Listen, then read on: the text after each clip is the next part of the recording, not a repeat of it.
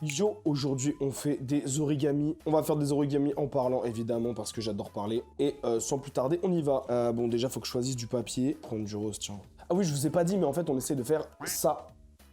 Je sens que ça va pas être facile.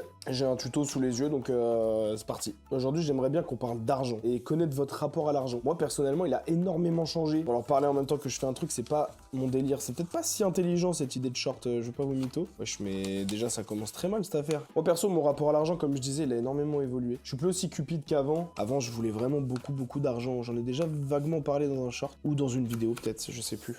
Mais mon rapport à l'argent a un peu changé. Aujourd'hui, je veux juste assez d'argent pour être tranquille dans ma vie et qu'on me fasse pas chier. Et rien devoir à personne. Globalement, c'est ça que je cherche aujourd'hui. C'est un peu la paix, en fait, juste. Juste la paix plus que l'argent. Je sais que j'ai pas besoin de 3 millions d'euros sur le compte en banque pour être heureux maintenant. Enfin, c'est un truc qui a grandement évolué. Avant, je pensais vraiment que c'était nécessaire d'avoir autant d'argent sur le compte. C'est vrai que ça enlève plein de charges, hein, je dis pas. Voilà, je suis au chômage, je touche 900 euros par mois.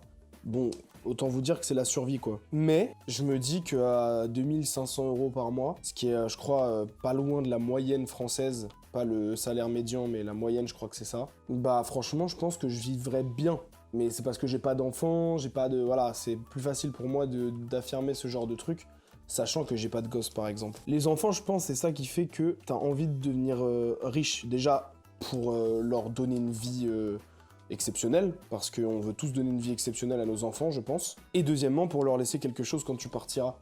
Je dois faire comme ça, là. J'ai pas envie de rater une étape. De toute façon, l'argent, c'est très subjectif, hein. Si t'as grandi dans un milieu où t'en as vraiment pas eu, je pense que tu peux que en vouloir. Et c'est vraiment pas grave. Première erreur, les gars. Première grosse erreur. Oh, les gars, c'est dur de...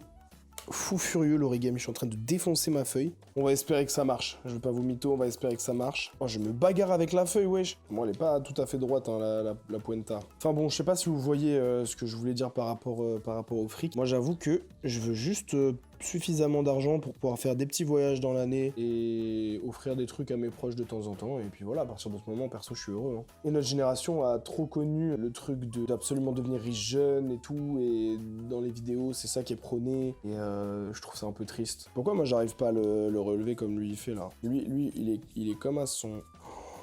Oh là là là là, la catastrophe. C'est plus un ptérodactyle qu'un cygne.